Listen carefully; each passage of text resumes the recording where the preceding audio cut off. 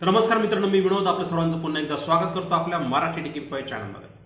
मित्रांनो, आरटी आता लवकरच चालू होणार आहे आणि मागील व्हिडिओमध्ये आपण बघितलं की आरटीसाठी जर तुम्हाला ॲडमिशन घ्यायचं असेल तर तुमच्या मुलाचं वय हे त्या वर्गासाठी कितीपर्यंत पाहिजे. दुसरी गोष्ट म्हणजे आज आपण बघणार आहोत आरटीसाठी कुठले कागदपत्र लागतात आणि हे कागदपत्र कधीपर्यंत तुम्हाला तयार ठेवायचे आहे.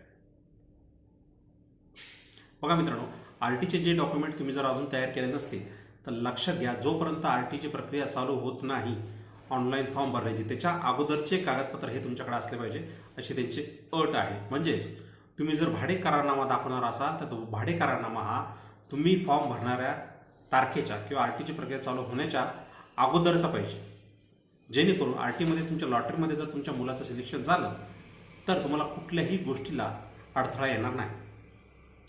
दुसरी गोष्ट म्हणजे मागच्या वर्षी अनेक पालकांनी फॉर्म भरताना चुका केल्या, त्या चुका यावेळेस होऊ देऊ नका. कारण फॉर्म जर चुकला तर त्यासाठी काय करायचं हे फॉर्म भरताना मी तुम्हाला सांगणार आहे.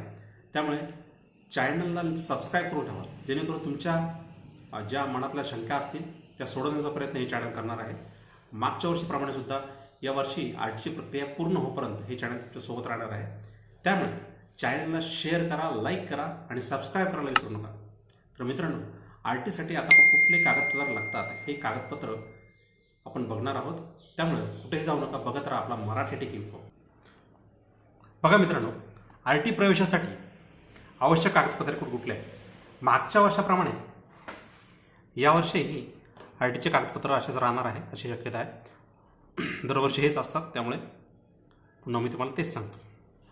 बघा, त्यांनी टीप दिलेली आहे, आरटी 25% ऑनलाईन प्रवेशाकरता लागणारी सर्व कागदपत्र ही पालकांनी ऑनलाईन प्रवेश अर्ज भरण्याच्या अंतिम तारखेपूर्वीचे असावीत. त्यानंतरची कागदपत्रे स्वीकारली जाणार नाही याची नोंद घे. दुसरी टीप काय दिलेली आहे की बालकाचे आधार कार्ड, त्यानंतर रहिवासी पुरावा आणि जन्मतारखेचा पुरावा ही सर्व कागदपत्रे आरटी प्रवेश पात्र सर्व बालकांसाठी आवश्यक आहे. म्हणजे तो बालक कुठल्याही कॅटेगरीमध्ये मोडत असेल तर त्याला आधार कार्ड हे कंपल्सरी आहे, त्यानंतर रहिवासी पुरावा कंपल्सरी आहे आणि जन्मतारखेचा पुरावा कंपल्सरी आहे. त्यानंतर मग ठरवलं जाईल की जर त्याचं तो वंचित घटकात मोडत असेल तर त्याला इन्कम सर्टिफिकेट लागेल का, किंवा मग त्याला उत्पन्नाचा दाखला लागेल का, त्याला कास्ट सर्टिफिकेट लागेल का, हे त्यावेळेस ठरवलं जाईल. पण लक्षात ठेवा, बालक कुठल्याही कॅटेगरीचा असला तरी त्याला हे 3 डॉक्युमेंट कंपल्सरी लागणार आहे, म्हणजे आधार कार्ड, रहिवासी पुरावा आणि जन्मतारखेचा पुरावा. आणि हे सर्व कागदपत्रे त्यांनी काय सांगितलं आहे, ऑनलाईन प्रवेश अर्ज भरण्याच्या अंतिम तारखेपूर्वीचे असावेत.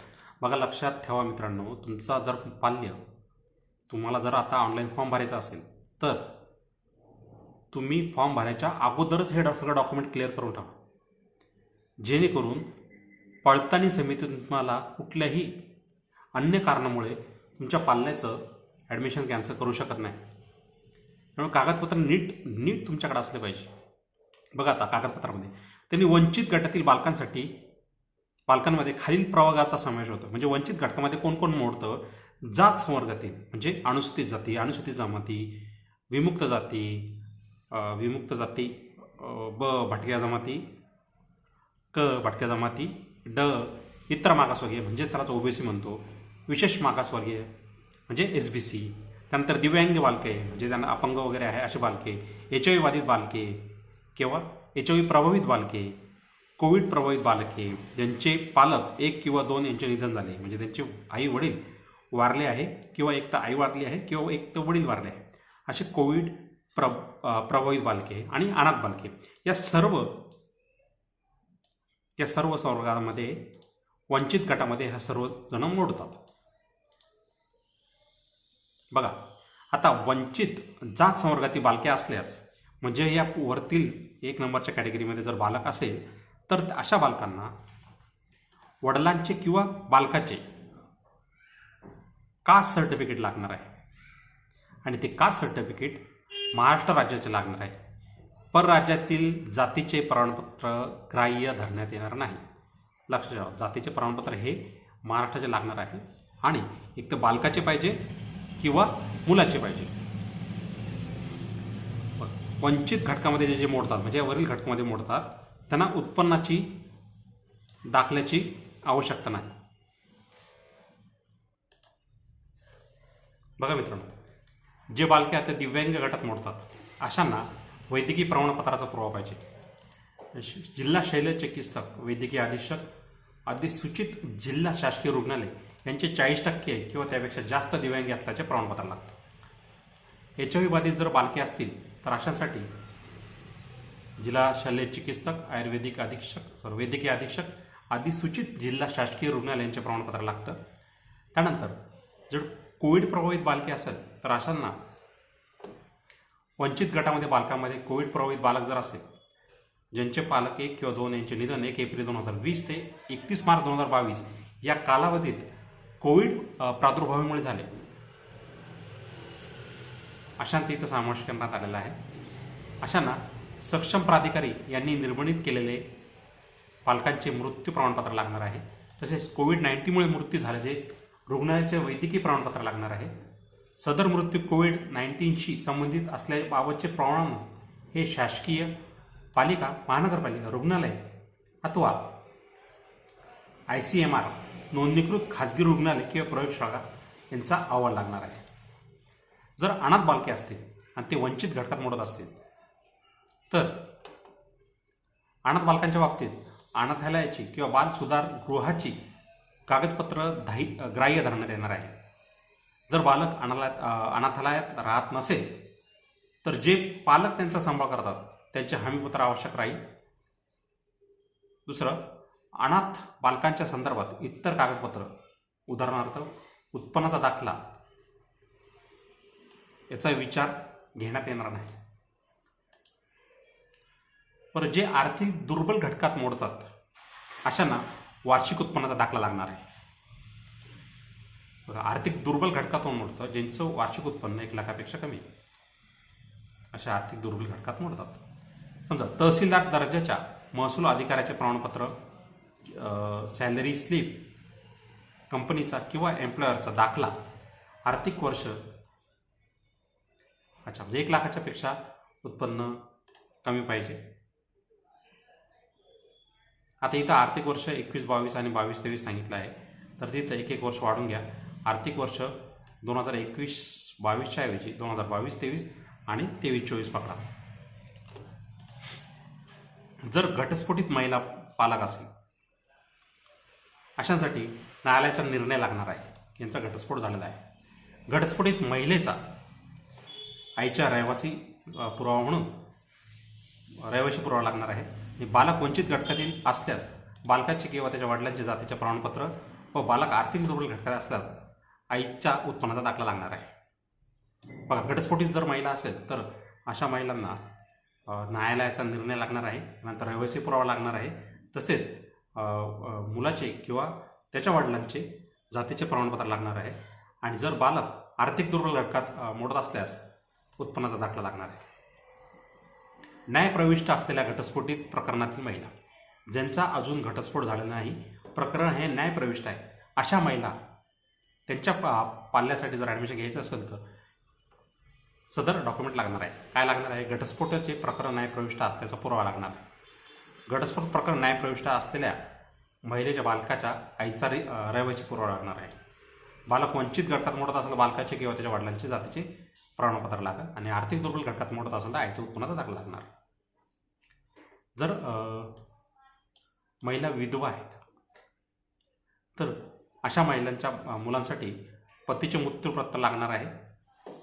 विधवा महिलेचा बालकाच्या आईचा रहिवासी पुरावा, बालक वंचित घटकात मोडत असेल तर बालकाचे किंवा त्याच्या वडिलांचे जातीचे प्रमाणपत्र, आणि बालक जर आर्थिक दुर्बल घटकात मोडत असेल तर आईच्या उत्पन्नाचा दाखला.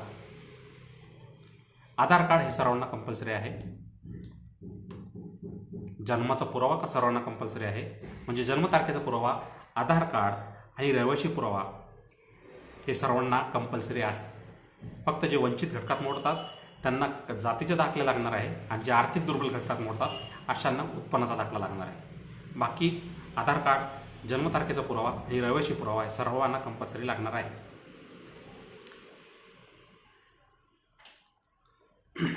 जर तुमच्याकडे आधार कार्ड नसेल तर ती पावती तुम्ही देऊ शकतात मुलाची. त्यानंतर 90 दिवसाच्या आत तुम्ही शाळेकडे आधार कार्ड सादर करायचं असं त्यांनी सांगितलं आहे. जन्मतारखेचा पुरावा वंचित व आर्थिक दृष्टिकोन घटकातील सर्व प्रवेशपात्र बालकांसाठी आवश्यक आहे, इथे त्यांनी सांगितलंच आहे. ग्रामपंचायत, नगर परिषद, महानगरपालिका यांचा दाखला किंवा रुग्णालयातील ANM रजिस्टरमधील दाखला किंवा अंगणवाडी किंवा बालवाडीतील रजिस्टरमधील दाखला किंवा आईवडील अथवा पालकांनी प्रतिज्ञापत्राद्वारे केलेले सोय निवेदन सुद्धा जन्मतारखेचा पुरावा म्हणून चालणार आहे. रहिवाशी किंवा वास्तव्याचा पुरावा वंचित आर्थिक दुर्बल घटकातील सर्व प्रवेशपात्र पालकांसाठी आवश्यक आहे. मागे मी सांगितल्याप्रमाणे सर्वांना लागणार आहे. बघा, आता रहिवाशी पुरावा म्हणून काय काय चालणार आहे, तर रेशन कार्ड चालणार आहे, ड्रायव्हिंग लायसन्स चालणार आहे, त्यानंतर वीज बिल चालणार आहे किंवा टेलिफोन बिल चालणार आहे, पाणीपट्टी चालेल, प्रॉपर्टी टॅक्स चालेल, घरपट्टी चालेल, त्यानंतर फक्त राष्ट्रीयकृत बँकेच्या पासबुक चालेल, आधार कार्ड चालणार आहे, मतदान कार्ड चालणार आहे, पासपोर्ट चालणार आहे. या वरील सर्वांपैकी एक कुठलं तरी कागदपत्र तुमच्याकडे पाहिजे रहिवाशी पुरावा म्हणून. ही कागदपत्र निवासी पुरावा म्हणून नसतील, वरील कागदपत्र जर निवासी पुरावा म्हणून नसतील तरच भाडेतत्वावर राहणाऱ्या पालकांकरिता भाडे करार हा दुय्यम निबंधक कार्यालयाचा नोंदणीकृत असावा. म्हणजे तुमच्याकडे रेशन कार्ड, ड्रायव्हिंग लायसन्स, वीज बिल, टेलिफोन बिल, पाणीपट्टी, प्रॉपर्टी टॅक्स, घरपट्टी, राष्ट्रीयकृत बँकेचे पासबुक, आधार कार्ड, मतदान कार्ड, ओळखपत्र, पासपोर्ट यापैकी जर काही नसेल आणि तुम्ही जर भाडे नाही राहत असेल तर तुम्हाला भाडे करारनामा चालणार आहे. पण भाडे करारनामा हा दुय्यम निबंधक कार्यालयाचाच असला पाहिजे. म्हणजे ज्या ठिकाणी खरेदी विक्रीचे व्यवहार होतात अशा दुय्यम निबंधक कार्यालयाचाच भाडे करारनामा ग्राह्य धरणार आहे.